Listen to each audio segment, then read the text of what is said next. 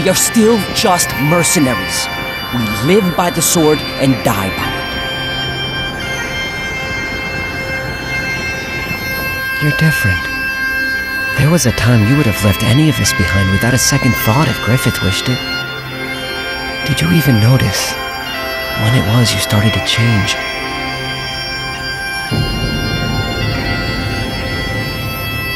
He's back, the commander of the Raiders.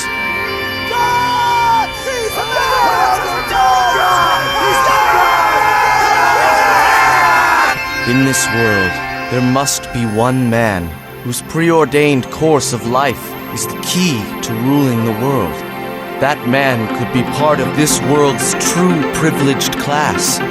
That man could have the absolute power of a god.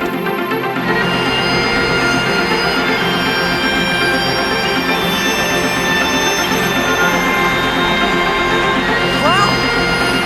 I didn't know there were so many people in Wyndham.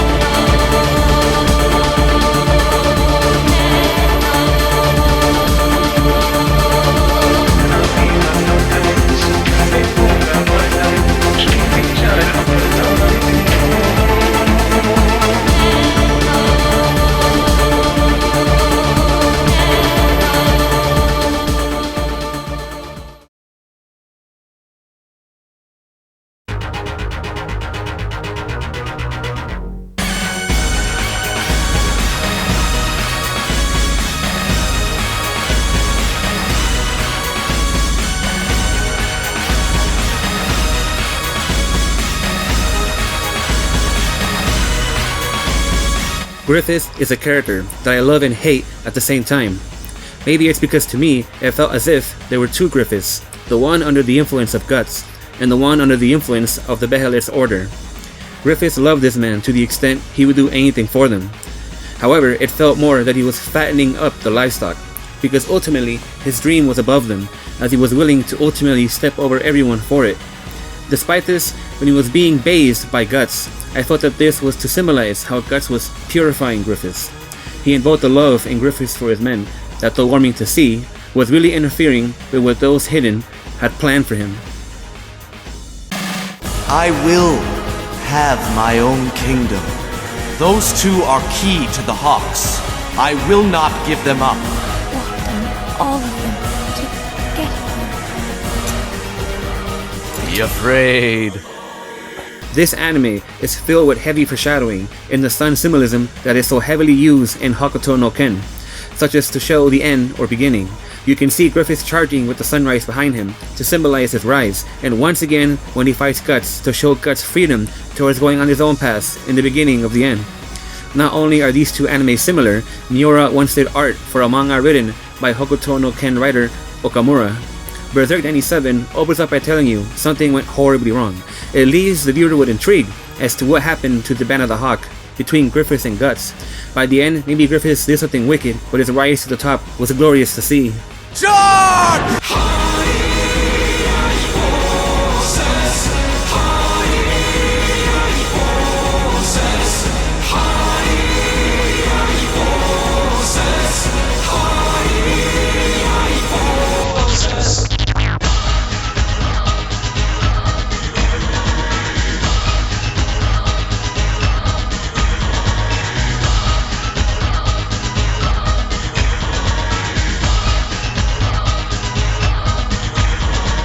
It is odd that Griffith called his group the Band of the Hawk instead of the Hawks. That extra S means a lot, because his name makes it feel not as if they were a band of equals, but soldiers with lives that belong to him. It's an ugly feeling I have now. The glory of the rise of the Hawks is something that makes me feel proud, an inspiring story of self-determination, love, and camaraderie. As good as that made me feel, there is the unsettling feel of where this leads to. The Eclipse represents to me how I feel about the story of the anime. Berserk made me feel dual emotions to the success and fall of the Hawks, where the dread covers up the victory the Hawks had. A story as great as it was tragic.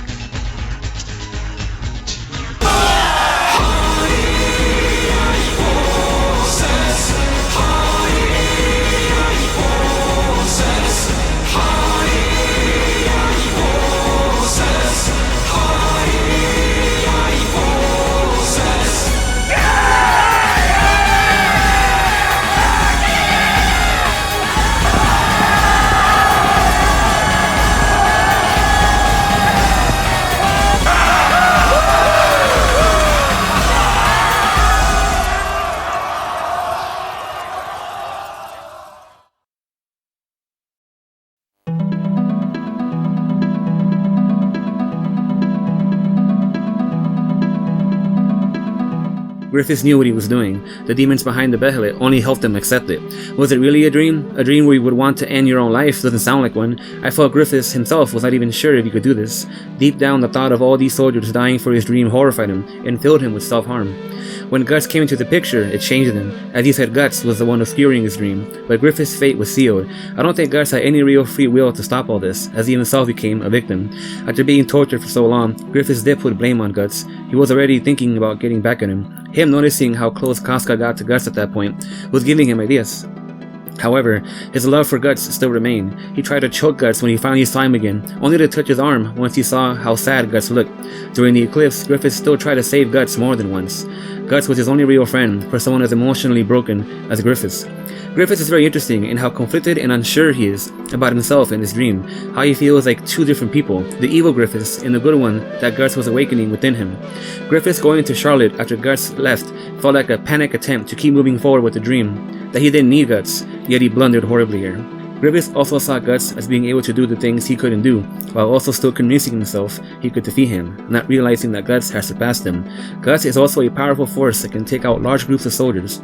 Griffith saw Guts as a way to reduce the number of dead, which also deviates from his dream because Guts was stopping the mass of bodies leading Griffith to the castle. The Eclipse felt to me like Griffith was returning to the source, finally acknowledging what he was doing, stopping the excuses, and embracing the evil.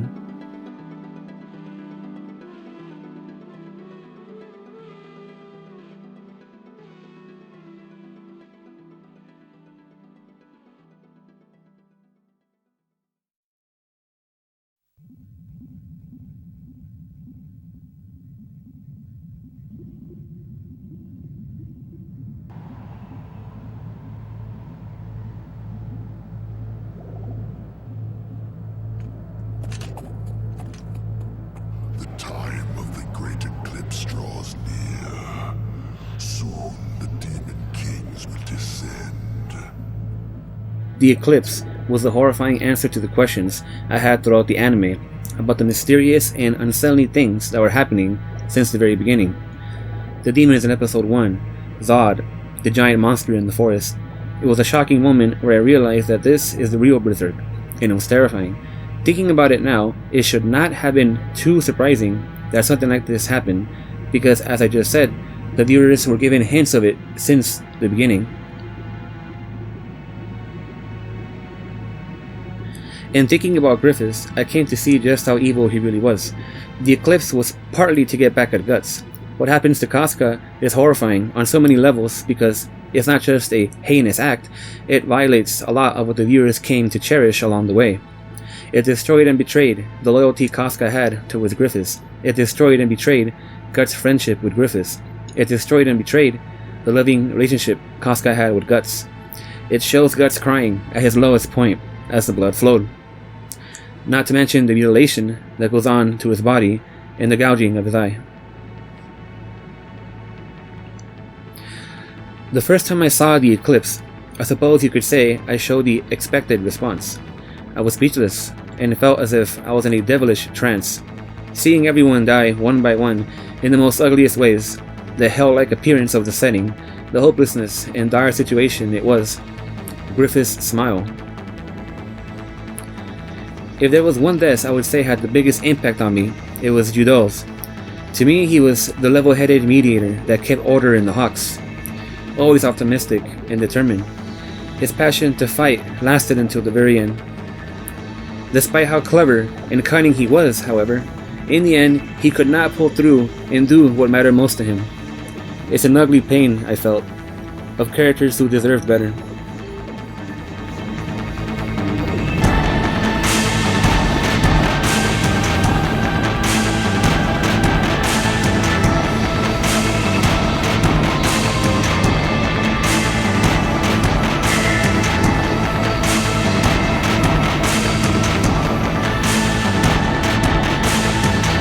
Just a bad dream! Yeah, that's it. If you really think about it, it was all much too good to be true.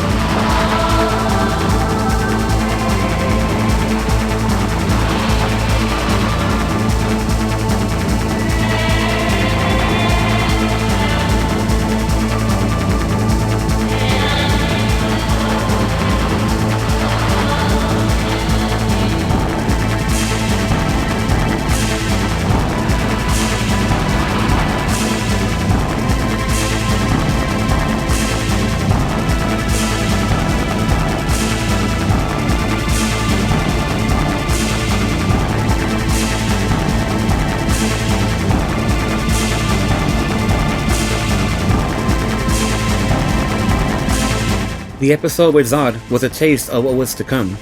Up until that point, I had developed an image of Guts and Griffith as unstoppable forces. It didn't seem like anything could defeat them, as they won battle by battle. When Guts goes in to fight Zodd, I did not think much of it at first. I figured Guts will find a way. Already, the episode had this disturbing feel to it, with all the frames of dead bodies, lack of music, and the ambience of the wind. As Guts fought, I was shocked to see him lose. Slaughtered like a dog, I started to think maybe the Band of the Hawk won't win this one. As the power of Zodd, he kept transforming and getting stronger. Even with Griffiths coming in to join, they would both be defeated. The strong image I had of Guts and Griffiths was shattered, and Zodd was still continuing to transform and become even more stronger. Once the episode ended, it left me feeling shocked and with an unsettling feeling, where I was thinking to myself, just what kinds of things exist in this world? Something similar would happen when the larger monster was spotted in the forest. Rickard was the one that had to see the demons emerge right before the eclipse and tear up the Band of the Hawk. What is interesting is that I don't think Rickard died here. He is shown in a state of panic at the sight of the half-eaten, torn-up Band of the Hawk members, but is never seen again in the anime. But I think somehow he survived and is still alive somewhere. The end of the Berserk anime takes everything you came to hold dearly and had it all torn apart by that point. I don't know how Guts managed to survive that, but I can at least be relieved that he somehow survived the eclipse and is out now to get back at Griffiths. There are those who defend what Griffiths did, but to me, and as I said, he knew what he was doing from the beginning. He was also helpless towards his dream, which was all written in stone. As much as Guts tried to stop it, all he really did by the end was to help him with his own power.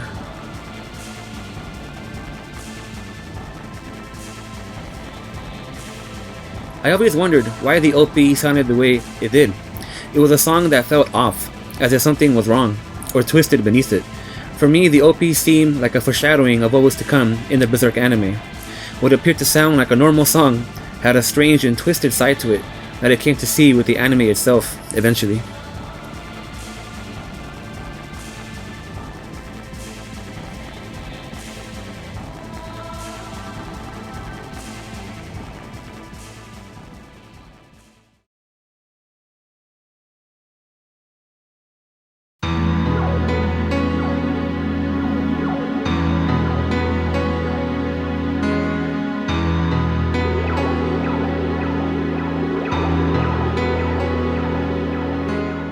What makes Guts' theme great? It is a song for reflection. Just as it is used for Guts when he thinks deeply about himself and his purpose in life, it moves the viewer to do the same. Hirasawa's vocals sound as if they are letting out real pain. It's as if he was able to take his most interpersonal feelings and turn them into said vocals.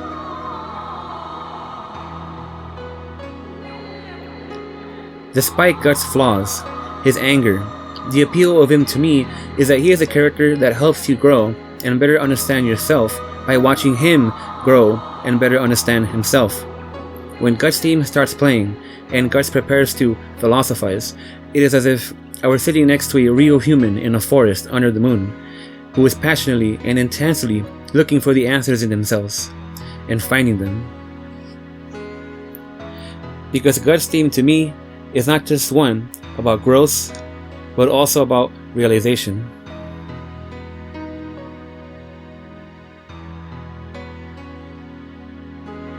I can't live under the weight of his dream any longer, buried by it. I learned what I needed to grow stronger. I became my own master. But to be beneath him, serving his dream and admiring him, I can no longer stomach it. I will seek, and sparks will light my path. You belong to me, Guts. I won you that day, by my sword. Your life, your death, they are both mine. You're going to be all right.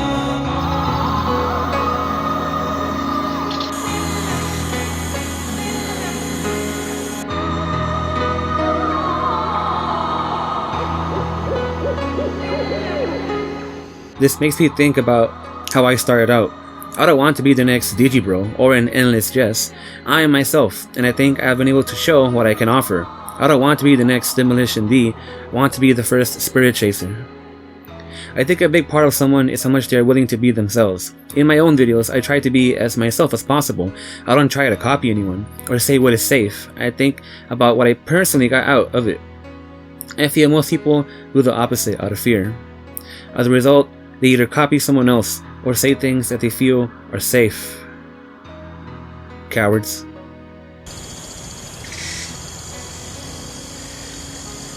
Maybe I will have my own disastrous route similar to them. I do feel the isolation, the dazing face of a content creator who doesn't know where he is going, and the self-destruction I have to overcome.